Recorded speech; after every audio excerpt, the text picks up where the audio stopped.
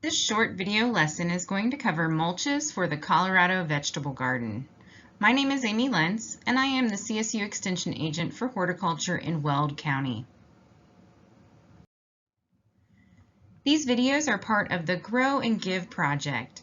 This is a modern victory garden project through Colorado State University Extension. The Grow and Give program teaches you how to grow food, share your harvest, and keep it local.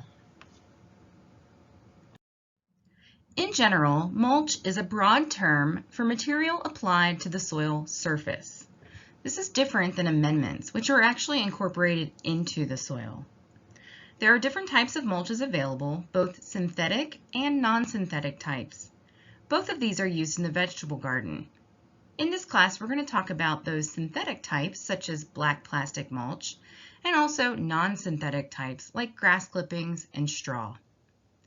What type of mulch you use really depends on your goal, as some are better for different types of crops than others. And also, you might be wanting to warm the soil or you might want to cool the soil. And so what type of mulch you use really depends on your end goal. There are several benefits to using mulch in the vegetable garden. First, mulch helps buffer soil temperatures, whether that makes them warmer or cooler or just keeping them more consistent. Secondly, another benefit of mulch is that it keeps your fruits clean by helping keep them off of the ground and off of the soil. Mulch is great for retaining moisture, but also keep in mind that certain types of mulch might also block moisture. We'll talk about that more in a minute when we talk about using plastic in the garden. Another benefit of mulch is that it's great for weed management. It can help weed seeds from germinating by keeping the light from getting down to the soil surface. And then finally, another benefit of mulch is that it protects the soil surface from things like erosion and crusting. You can use grass clippings as a mulch. These would be applied in very thin layers. Make sure that you allow it to dry out between applications. Otherwise, you can get some thick layers that can mat up and stink. When applying grass mulch to your raised beds, you can use newspaper underneath to help with weed prevention. Make sure that you just use 2 sheets thick of newspaper. Any more than this can create a nitrogen imbalance. The newspapers are going to help block the light and prevent weed seed germination. Also, make sure to use regular newspaper. Don't use the glossy inserts. Sometimes these inks can contain heavy metals, and really newspaper that's printed with a soy-based ink is best. When using grass clippings as mulch, be careful. Know the history of your lawn and the source of your grass clippings. Lawns can be treated with pesticides such as weed killers, insecticides, and fungicides. In this case, those types of grass clippings should be avoided. Allow 4 weeks after applying certain pesticides before using that grass clipping for mulch. And finally, avoid using clippings from weedy lawns. You don't want to carry those weed seeds into your vegetable garden. Straw is another type of mulch you can use in the vegetable garden. This works really well around established vegetables. Just don't use it on new seed beds. Also, straw mulch can blow away, so you might need to use something over top of it to hold it in place. It does provide some insulation and helps buffer soil temperature changes. Just make sure at the end of the season not to turn your straw mulch into the soil. It's not an amendment. Also, when choosing straw mulch, make sure you use it with caution. Choose certified weed seed free types, and even those can usually still have a few weed seeds. It can be difficult to be sure if your straw mulch is contaminated with herbicides, as there are some that are very persistent and often used in pastures. This can also be a problem with manure and compost as well. Look for things like cupped and curled leaves, stunting or low fruit production, or even seedling death.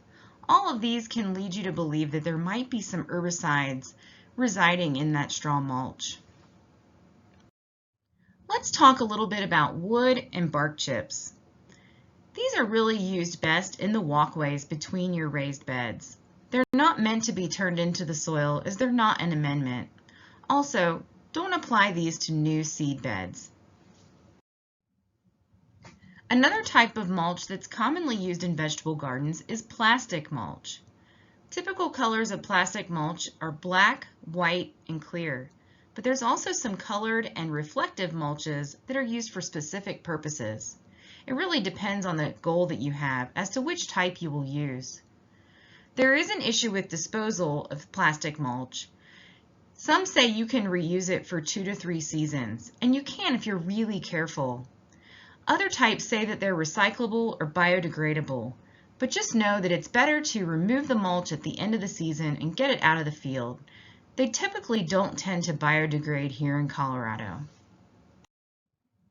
Plastic mulch is great for reducing weeds, although the clear type of plastic mulch doesn't work as well for this purpose. If you're going to use the clear plastic mulch, this is really better used to solarize the soil. The white plastic mulch can help cool the soil. Not all crops grow well under this system called plasticulture, which is just using plastic mulch. Sometimes the black plastic mulch can get too hot, and in those cases, using the white plastic mulch is better. Also, plastic mulch can help protect the soil surface from crusting or erosion. Black plastic mulch is the most widely available and the most commonly used form of plastic mulch. Black plastic mulch is great for early warming of the soil. This has been shown through research from Penn State that you can get as much as a 5-degree increase at a 2-inch depth by using black plastic mulch. This can allow you to plant 2 to 3 weeks earlier along the Front Range of Colorado.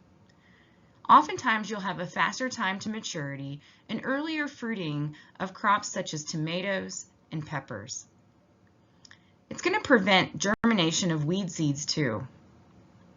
Those types of crops that do best under black plastic mulch are things in the Solanaceous and cucurbit families, such as tomatoes, eggplants, peppers, squash, and melons. Just be careful because overwatering can be an issue with your plastic mulch. So check underneath to make sure that you don't need to water before you do. There are other types of plastic mulches available. White plastic mulch is best for cool season crops as it doesn't warm the soil. Red plastic mulch can be used to increase productivity and quality of plants like tomatoes, eggplant, basil, strawberries, and peppers. Blue plastic mulch has been shown to increase yields of cantaloupes, cucumbers, and summer squash. And then finally, clear. Clear plastic mulch actually warms the soil. It might kill some weed seeds as well. But don't plant into clear plastic. Make sure you remove that before planting. It's really better used to solarize the soil before you plant. When you're installing plastic mulch, it's important to install your drip irrigation first underneath the plastic mulch. Also, when you're applying that drip irrigation, make sure the emitters are facing upward. This is going to help prevent any sediment from settling into the irrigation holes. Also, good soil contact is a must when installing plastic mulch. Stretch it tightly. Slightly mound the soil up in the center and then stretch the plastic mulch over. This will help give you a better fit. Once you've got the plastic mulch in place, bury the edges, staple it with some landscape staples, or stake it down. When you're planting into the black plastic mulch, make sure that you create planting holes. Don't just cut an X. The black plastic can get really hot, and if you cut an X, that plastic could end up touching the plant, which could then harm the plant. Once your plants start growing on the black plastic, you want to make sure to check your soil moisture often to avoid overwatering. The black plastic mulch is going to help retain a lot of soil moisture, and at the same time it can also reduce your soil oxygen levels. So you want to make sure you're not overwatering. As the plants grow, you really want the canopy of the plant to shade the plastic before mid-season, so hopefully you're getting good growth on your plants. Otherwise, that plastic underneath can become too hot for the small plants. Finally, when you're done with the season, make sure that you remove the black plastic. You don't want to leave it over winter, as it can start to break down, biodegrade, and then be difficult to remove in the spring. So just to wrap things up, in general, mulching minimizes evaporation of water from the soil surface, reducing irrigation needs by around 50%. It helps stabilize soil moisture levels, thereby improving vegetable quality and encouraging the beneficial activity of soil organisms. You can find more information about using mulch in the vegetable garden from our Colorado Master Gardener Garden Note number 715. These Grow and Give videos are made to help you learn more and grow more. If you have more questions about how to grow vegetables, you can contact your local CSU Extension office. You can also find a lot of other resources about your yard and garden at extension.colostate.edu.